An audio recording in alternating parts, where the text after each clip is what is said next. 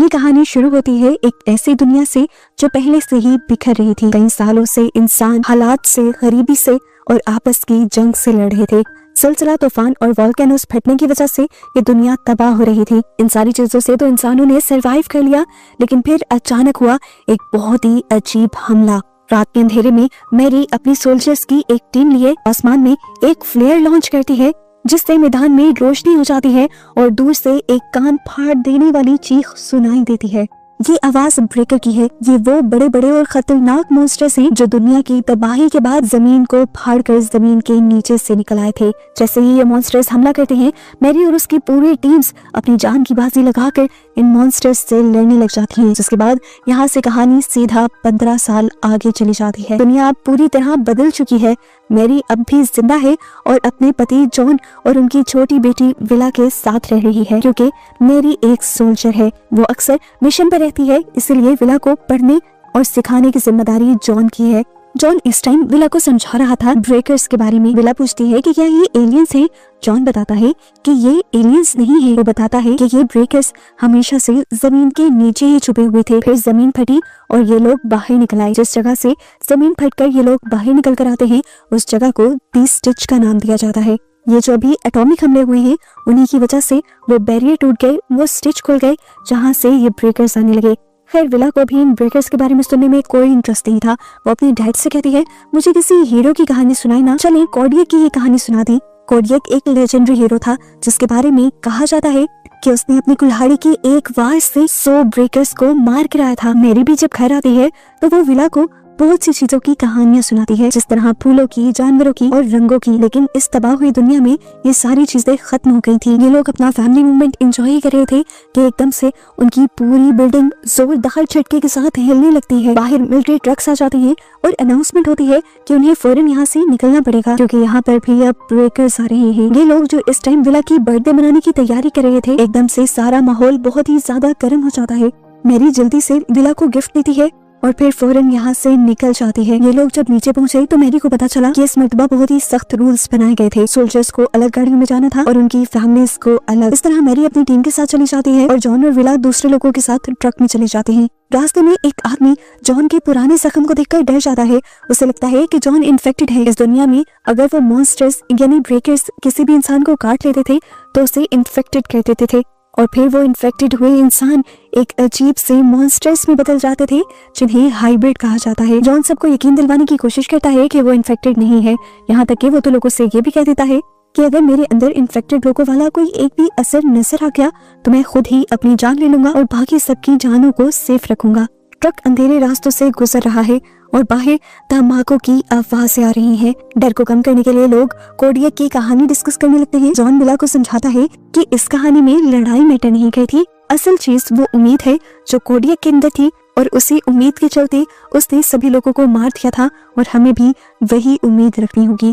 इन सारी बातों को करते हुए विला सो जाती है, लेकिन अचानक गोलियों और चीखों की आवाजें उसकी आंख खोलती है। ट्रक अब रुक चुका था। ट्रक के अंदर सन्नाटा छा जाता है। अचानक ट्रक की लोहे की दीवार को चीरते हुए एक बड़ा सा पंजा अंदर आता है। वो एक औरत को पकड़ता है और खींचते हुए अंधेरे में ले जाता है। जॉन समझ गया था कि ये ट्रक भी अब खतरा बन चुका है, इसलिए विला को लेकर वो इस ट्रक से भाग जाता है। और बाहर निकलते ही उन्हें ऐसा फील हुआ था कि यहाँ निकलकर भी उन्होंने गलती कर दी, क्योंकि बाहर का मंजर बहुत ही ज्यादा भयानक था। एक मॉन्स्टर ने एक बच्चे को खींच लिया था और उसकी माँ अपने बच्चे के लिए चीखती रह गई थी। यहाँ पर बहुत सारे ब्रेकर्स थे, जिनसे बचने के लिए ये लोग एक दूसरे ट्रक के नीचे जाकर छुप जाते हैं। और यहाँ पर भी जैसे ही एक ब्रेकर उन्हें देखने वाला होता है तो यहाँ एक सोल्जर आकर पहले ब्रेकर को गोली मारता है, लेकिन गोली से जब उसका कुछ नहीं होता तो अपनी तलवार निकालते हुए वो बहादुरी से उस ब्रेकर का सर काट देता है। सोल्जर ने अपना हेलमेट उतारा तो पता चला कि वो मैरी थी। उसी ने अपनी फैमिली को बचाया था। वो उन्हें फौरन जंगल की तरफ भागने का ऑर्डर देती है और जॉन और विला यहाँ से भागने लग जाते हैं। भागते हुए विला इस जंग की असलियत देखते हैं, लाशों के ढेर और जख्मी लोग। यहीं पर वो देखती है कि एक बूढ़ा आदमी भी उस ब्रेकर के काटने से इन्फेक्टेड हो चुका था। उसकी नसें काली पड़ने लगी थी और अपने आप को बचाने के लिए एक सोल्जर को उसे गोली मारनी पड़ी। जंगल के किनारे पहुंचकर जॉन देखता है कि मैरी के चेहरे पर खून लगा है, पर मैरी कहती है कि वो ठीक है। इसी दौरान वो देखती है कि पीछे से एक ब्रेकर भी आ रहा था। मैरी को अब यहाँ बहुत ही मुश्किल फैसला लेना पड़ा। उसने अपनी फैमिली को अकेले ही आगे जाने को कहा और खुद वो इस मॉन्स्टर से लड़ने के लिए यहाँ रुक गई। विला चीखती रही, रोती रही अपनी मॉम के लिए, लेकिन जॉन दिल पर पत्थर रखकर अपनी बेटी को खींचकर यहाँ से ले जाता है। सुबह होते होते जॉन और विला समुद्र के किनारे पहुंच जाते हैं, जहाँ जॉन ने एक बोट छुपा रखी थी, लेकिन वहाँ एक आदमी भी आ जाता है जो इस टाइम डर से कांप रहा था। उसके पास एक बंदूक भी थी, जो दिखाते हुए वो इन दोनों से कहता है कि मैं भी तुम्हारे साथ इसी बोट में बैठूंगा। जॉन जानता था कि ये बोट बहुत छोटी है, 3 लोगों का बोझ ये नहीं सह पाएगी। जॉन बहाना बनाता है और केविन को यहाँ से दूर ले जाता है। हमें दिखाया नहीं जाता, लेकिन यहाँ पर सब कुछ समझ आ जाता है कि जॉन ने अपनी बेटी को बचाने के लिए उस आदमी को मार दिया था। वो अकेला वापस आता है और विला को लेकर समुंदर में निकल जाता है। वो एक सुनसान आइलैंड पर पहुंच जाते हैं और यहाँ पर 1 साल गुजारते हैं। इस आइलैंड पर जिंदा रहने के लिए जॉन और विला ने तरीके ढूंढ लिए थे। विला भी अब बड़ी हो गई थी और बहुत ही ज्यादा स्ट्रॉन्ग भी हो गई थी। उसके डैड उसे हमेशा ब्रेकर्स से लड़ने की ट्रेनिंग देते रहते थे। उन्होंने खुद जंगल की लकड़ियों से यहाँ पर ट्रेनिंग फील्ड बनाई थी। इनकी फैमिली में काफी सुकून आ गया था, पर अभी जब ये लोग अपनी बाइनोकुलर्स से मेन लैंड पर देखते थे तो विला बहुत ज्यादा दुखी हो जाती थी, क्योंकि उसे अपनी मॉम याद आती थी। मेन लैंड पर अभी भी ब्रेकर्स ने तबाही मचाई हुई थी। जॉन विला से सवाल करता है कि ब्रेकर्स को कैसे मारते हैं। विला जवाब देती है सर काटकर, और हाइब्रिड को वो जवाब में कहती है दिमाग कुचलकर। विला अपनी ट्रेनिंग में बहुत ज्यादा मेहनत कर रही थी। वो गिरती है, उसे चोट लगती है, लेकिन वो फिर भी हार नहीं मानती और एक दिन में कई बार प्रैक्टिस करती है अपने गोल को कंप्लीट करने के लिए। विला इस टाइम जितनी ट्रेनिंग कर रही थी उसे बहुत ज्यादा प्रोटीन की जरूरत थी, और प्रोटीन को लेने के लिए वो यहाँ पर एक कबूतर के 2 अंडे चुरा लेती है और एक अंडा वहीं पर छोड़ देती है ताकि उससे वो बच्चे ले सकें। ऐसे ही दिन गुजर जाते हैं और एक दिन विला को इस आइलैंड पर रोजी नाम की एक छोटी सी लड़की मिलती है। रोजी बताती है कि उसकी फैमिली मर चुकी है और वो अकेले ही बचकर तैरते हुए इस आइलैंड तक पहुंची है। विला उसे एक गार में छुपा कर रखती है, यहाँ तक कि अपना खाना भी बचा कर उसके साथ शेयर करती है। रोजी यहाँ पर बहुत ज्यादा उदास थी, तो उसका मूड ठीक करने के लिए विला उसे यहाँ पर छोटी कहानियां सुनाकर हौसला दे रही थी। वो उसे कोडियक की भी कहानी सुनाती है, जिसने एक बार में 100 से ज्यादा ब्रेकर्स को एक साथ मार दिया था। फिर अब विला अपने घर चली जाती है और अगले दिन ये लोग दोबारा ट्रेनिंग करते हैं। ट्रेनिंग करते हुए विला नोटिस करती है कि पीछे से उसे अब अपने डैड की आवाज नहीं आ रही थी। उसने पीछे जाकर देखा तो जॉन गिर चुका था। वो उसे सहारा देते हुए घर लेकर आई और उसे पता चला कि उसे ट्रेनिंग देने के लिए उसके डैड ने कई दिन से खाना नहीं खाया था। वो अपना खाना बचा कर विला को दे रहा था ताकि उसमें ट्रेनिंग करने की ताकत बची रहे। विला को ये देखकर बहुत ज्यादा बुरा लगता है और इस टाइम उसका मूड ठीक करने के लिए जॉन उसे अपनी तलवार दे देता है, ये कहते हुए कि तुमने मेरा हौसला अब जीत लिया है। अगले दिन विला जब दोबारा उसी गार के अंदर जाती है जहाँ पर उसने रोसी को रखा हुआ था, तो वहाँ ये देखकर वो बहुत ज्यादा परेशान हो जाती है कि हर चीज वहाँ पर बिखरी हुई थी। उसे अंधेरे में खड़ी हुई रोसी दिखती है, लेकिन अब वो बच्ची नहीं रही। उसके सर की चोट इन्फेक्टेड हो गई थी और अब वो एक हाइब्रिड मॉन्स्टर बन चुकी थी। रोजी विला के ऊपर हमला कर देती है। विला अपनी जान बचाने के लिए यहाँ से भागने की कोशिश भी करती है, लेकिन गिर जाती है। वो मॉन्स्टर उसके ऊपर आ जाता है और ठीक इसी वक्त जॉन वहाँ पहुँच जाता है और गोली मारते हुए उस हाइब्रिड को मारने की कोशिश करता है, पर गोली ने कोई असर नहीं दिखाया था। तब जॉन अपनी तलवार से उसे लड़ता है और आखिर में उसका सर कुचलते हुए उसे मार गिराता है। विला बहुत ज्यादा टूट जाती है। उसकी दोस्त मर चुकी थी। जॉन उससे कहता है अभी इस वक्त रोने धोने का वक्त नहीं है। इस मॉन्स्टर की चीख से बाकी ब्रेकर्स को इस जगह का पता चल गया होगा, उन्हें सिग्नल्स मिल गए होंगे, इसलिए अब उन्हें यहाँ से भागना होगा। वो आइलैंड के दूसरे किनारे की तरफ भागना शुरू कर देते हैं। भागते भागते रास्ते में एक बहुत बड़ी दरार आ जाती है।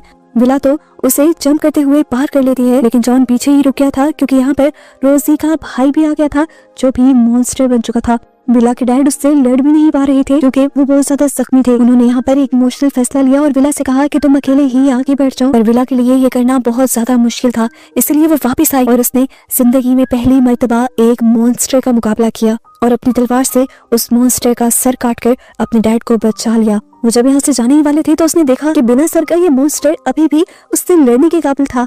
असल में विला ने उसका सर नहीं कुचला था। अपनी बेटी की हिम्मत को देखते हुए यहाँ पर जॉन भी हिम्मत दिखाता है और उठकर उस मॉन्स्टर का सर कुचल देता है, जिससे उसकी मौत हो जाती है। इस मॉन्स्टर को मारने के बाद भी खतरा टला नहीं था क्योंकि सामने से एक और हाइब्रिड आ रहा था। जॉन तो जख्मी था, ज्यादा चल फिर नहीं पा रहा था। यहाँ विला ने ही दोबारा हिम्मत दिखाई, अपनी ट्रेनिंग का इस्तेमाल किया और भागते हुए उसने एक ही वार में इस मॉन्स्टर के सर के ऊपर कुछ इस तरह से वार किया कि तलवार से उसका दिमाग काट दिया और इस तरह एक ही बार में उसे हरा दिया। जिसके बाद वो जॉन यानी अपने डैड को सहारा देते हुए बीच पर ले आई, लेकिन बीच पर आने के बाद जॉन बोट पर नहीं बैठता। वो खामोशी से विला को अपना जख्म दिखाता है। पता चला कि उसे भी हाइब्रिड ने काट लिया था और अब वो भी इन्फेक्टेड हो चुका है। ये देखकर विला टूट जाती है। वो अपने डैड को नहीं छोड़ सकती थी और आखिरी लम्हों में उसके डैड उसे यही कहते हैं कि तुम एक वॉरियर हो, बिल्कुल अपनी मॉम की तरह, और आगे बढ़कर बहुत बड़े बड़े काम करोगी। वो जबरदस्ती उसे बोट पर बैठकर यहाँ से जाने को कहते हैं। विला रस्सी काटती है और खुद ही बोट को धक्का देती है। पीछे से दिखाया जाता है कि जॉन की आंखों से अब खून आना शुरू हो चुका है। वो बदलने लगा था। बदकिस्मती उसकी कि बोट नीचे उतर ही नहीं रही थी और अब उसके डैड एक पूरे मॉन्स्टर में बदल गए थे। अपने डैड से लड़ने के लिए वो खुद ही तलवार उठा लेती है, लेकिन उसे ये नहीं पता था कि उसके सामने एक मॉन्स्टर नहीं बल्कि बहुत सारे मॉन्स्टर हैं। यहाँ पर भी पहाड़ फटकर बाकी ब्रेकर्स आने लग जाते हैं और इन्हें देखकर तो विला पैनिक ही हो जाती है। वो अब अपने आप को मरने के लिए तैयार कर चुकी थी, पर उसी दौरान हमें दिखाया गया कि समुद्र से 2 बोट्स पर सोल्जर्स इन ब्रेकर्स से लड़ने के लिए आ रहे थे और उनमें सबसे आगे थी मैरी, विला की मॉम, जिन्हें देखकर विला को समझ ही नहीं आई कि उसके अंदर कौन सा इमोशन है। वो एक ही वक्त पर डरी हुई, घबराई हुई भी थी और अपनी मॉम से मिलने के लिए खुश भी थी। ये लोग अब मिलकर उन सारे ब्रेकर्स से लड़ने के लिए तैयार थे और बस इसी तरह इन सबको दिखाते हुए ये मूवी यहाँ खत्म हो जाती है।